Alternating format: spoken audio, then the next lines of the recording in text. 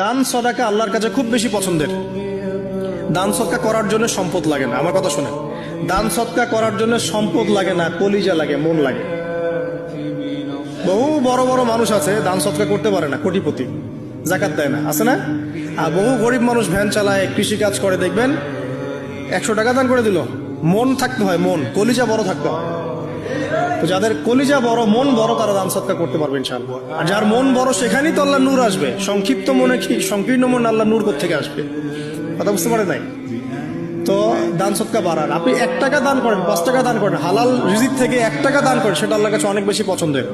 একটা হাদিসে নবী সাল্লাল্লাহু আলাইহি ওয়াসাল্লাম বলেছেন, হালাল উপার্জন থেকে আল্লাহর বান্দারা যখন একটা খেজুরও দান করে, আল্লাহ পাক সেই একটা খেজুরকে আস্তে আস্তে বড় করতে থাকেন, বড় করতে থাকেন, বড় করতে থাকেন। এটা এক পর্যায়ে পাহাড়ের সমান হয়ে যায়। কিয়ামতের মাঠে মানুষ তার দান এবং সাদাকার যে ছায়া, এই ছায়ার নিচে অবস্থান করবে।